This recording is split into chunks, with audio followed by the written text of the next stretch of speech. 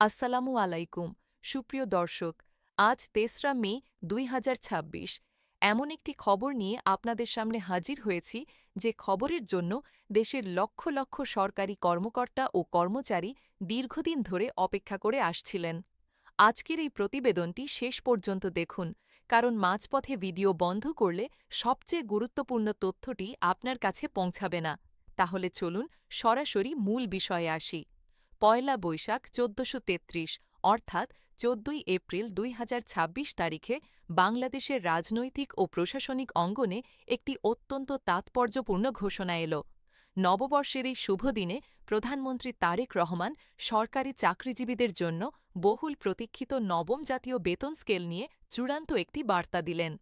সেই বার্তায় তিনি স্পষ্ট করলেন, সরকারি কর্মচারীদের মূল বেসিক বেতন সর্বনিম্ন ১৬,৫০০ টাকা এবং কর্মকর্তাদের জন্য সর্বোচ্চ ১,৪০,০০০ টাকা নির্ধারণ করা হচ্ছে। এই একটি ঘোষণায় সারা দেশের সরকারি চাকরিজীবী মহলে যে আশার আলো জ্বলে উঠেছে তা বলার অপেক্ষা রাখে না। এখন স্বাভাবিকভাবেই প্রশ্ন আসে, এই সিদ্ধান্তের পেছনের কারণটা কি? কেন এখন? কেন এই সময়ে? বিষয়টি বুঝতে হলে একটু পেছনে ফিরে তাকাতে হবে। ২০১৫ সালে সর্বশেষ যে বেতন স্কেল কার্যকর হয়েছিল, সেখানে কর্মকর্তাদের সর্বোচ্চ বেতন ছিল মাত্র ৭৮,০০০ টাকা। এরপর কেটে গেছে প্রায় এক যুগ। এই এক যুগে দ্রব্যমূল্য বেড়েছে, জীবনযাত্রার ব্যয় বেড়েছে, কিন্তু বেতন কাঠামো সেই পুরনো জায়গায় আটকে রয়েছে। একজন সরকারি কর্মকর্তা যিনি রাষ্ট্রের গুরুত্বপূর্ণ দায়িত্ব পালন করছেন, তার পক্ষে ৭৮,০০০ টাকায় ঢাকা বা অন্য বড় শহরে সংসার চালানো এই মুহূর্তে কার্যত অসম্ভব হয়ে দাঁড়িয়েছে। ঠিক এই বাস্তবতার কথা মাথায় রেখেই পে কমিশন এবং সরকারের নীতি নির্ধারকরা নতুন বেতন কাঠামোর দিকে এগিয়েছেন। পে কমিশনের চেয়ারম্যান এই বিষয়ে বলেছেন, দেশের সরকারি চাকরিজীবীরা তাদের ন্যায্য দাবিগুলো যেভাবে উপস্থাপন করেছেন সেগুলো একেবারে অযৌক্তিক নয়, বরং অনেক দাবি সময়োপযোগী এবং বাস্তবসম্মত। তবে বাস্তবতা হল, একটি দেশের সীমিত বাজেটে একসঙ্গে সব দাবি পূরণ করা সম্ভব নয়। সেই বিবেচনায় পে কমিশন ধাপে ধাপে বেতন বৃদ্ধির একটি কার্যকর রোডম্যাপ তৈরি করেছে। প্রথম ধাপে আংশিক বেতন বৃদ্ধি এবং পর্যায়ক্রমে পূর্ণাঙ্গ বেতন স্কেল বাস্তবায়ন, এই দুই ধাপের পরিকল্পনাটিকে সরকার গ্রহণযোগ্য হিসেবে বিবেচনা করছে। এই সিদ্ধান্তের পেছনে অর্থমন্ত্রী আমির খসরুর ভূমিকা অত্যন্ত গুরুত্বপূর্ণ। তিনি এবং পে কমিশনের চেয়ারম্যান একাধিক বৈঠকে বসে বেতন কাঠামোর খুঁটিনাটি বিষয়গুলো নিয়ে বিস্তারিত আলোচনা করেছেন। তাদের মতে, যদি সর্বোচ্চ এবং সর্বনিম্ন বেতনের মধ্যে একটি সুষম ধারাবাহিকতা বজায় রাখা যায়, তাহলে কর্মকর্তা ও কর্মচারীদের মধ্যে যে দীর্ঘদিনের বৈষম্য রয়ে গেছে সেটি কার্যকরভাবে দূর করা সম্ভব।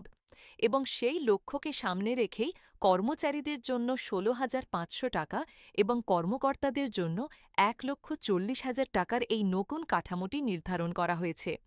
প্রধানমন্ত্রী তারেক রহমান এই বিষয়ে স্পষ্টভাবে বলেছেন, আমরা সরকারি চাকরিজীবীদের জন্য সর্বোচ্চ ১,৪০,০০০ টাকা পর্যন্ত বেতন বৃদ্ধির সিদ্ধান্ত নিয়েছি, কারণ ২০১৫ সালের বেতন স্কেল বর্তমান সময়ের প্রেক্ষাপটে কর্মকর্তাদের জন্য সম্পূর্ণ বেমানান হয়ে পড়েছে। তিনি আরও বলেন, বেতন বৃদ্ধিতে কিছুটা সময় লাগছে, এটা সত্য, কিন্তু ধাপে ধাপে বাস্তবায়নের মাধ্যমে দেশের সামগ্রিক অর্থনীতির ওপর কোনো বাড়তি চাপ সৃষ্টি হবে না। এটি একটি সুচিন্তিত এবং দায়িত্বশীল সিদ্ধান্ত।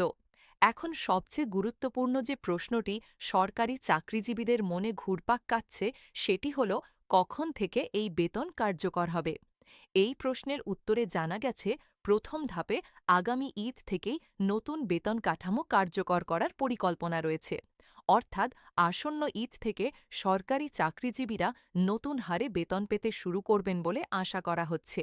তবে প্রশ্ন হল, আংশিক বেতন স্কেল বাস্তবায়নে কত টাকা লাগবে? অর্থ মন্ত্রণালয়ের হিসাব অনুযায়ী আংশিক বেতন স্কেল বাস্তবায়ন করতে প্রায় ৭৫,০০০ কোটি টাকা বাজেট বরাদ্দের প্রয়োজন হবে, এবং যদি পূর্ণাঙ্গ বেতন স্কেল বাস্তবায়ন করতে হয় তাহলে সেই পরিমাণ গিয়ে দাঁড়াবে ১,০৬,০০০ কোটি টাকায়। এই বিশাল অঙ্কের কারণেই সরকার এক লাফে পুরো বাস্তবায়নের পথে না হেঁটে দুই ধাপে এগোনোর সিদ্ধান্ত নিয়েছে।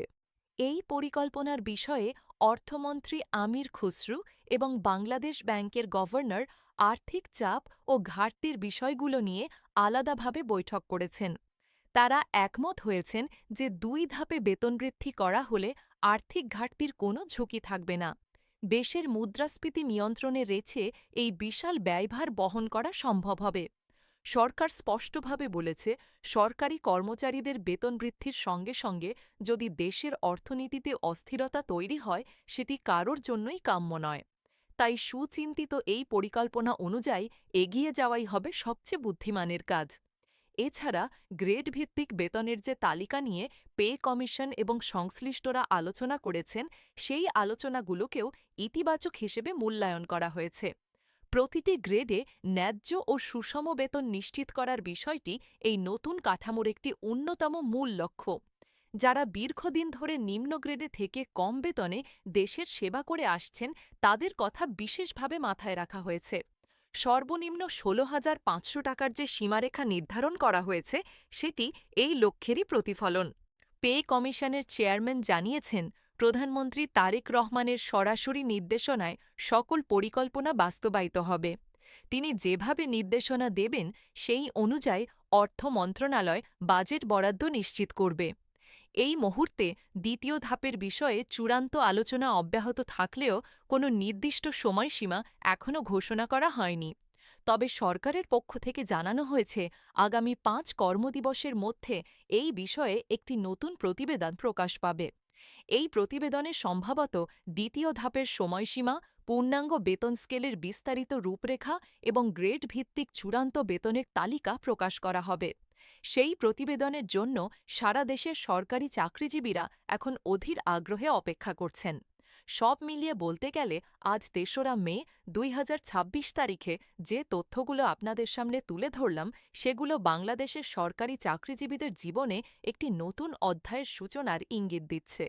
নবম জাতীয় বেতন স্কেল বাস্তবায়নের এই পথ চলায় প্রথম ধাপ হিসেবে কর্মচারীদের সর্বনিম্ন ১৬,৫০০ টাকা এবং কর্মকর্তাদের সর্বোচ্চ ১,৪০,০০০ টাকার বেতন নির্ধারণ নিঃসন্দেহে একটি ইতিবাচক পদক্ষেপ। আগামী ঈদ থেকে প্রথম ধাপ কার্যকর হওয়ার যে সম্ভাবনার কথা বলা হচ্ছে, সেটি সত্যি হলে লক্ষ লক্ষ সরকারি চাকরিজীবী পরিবার এই ঈদে একটি বাড়তি আনন্দ পাবেন। সরকারের প্রতিশ্রুতি হল, ধাপে ধাপে পূর্ণাঙ্গ বেতন স্কেল বাস্তবায়নের মাধ্যমে সরকারি চাকরিজীবীদের দীর্ঘদিনের যে আকাঙ্ক্ষা, তার প্রতিটিই পূরণ করা হবে। আজকের প্রতিবেদন এ পর্যন্তই।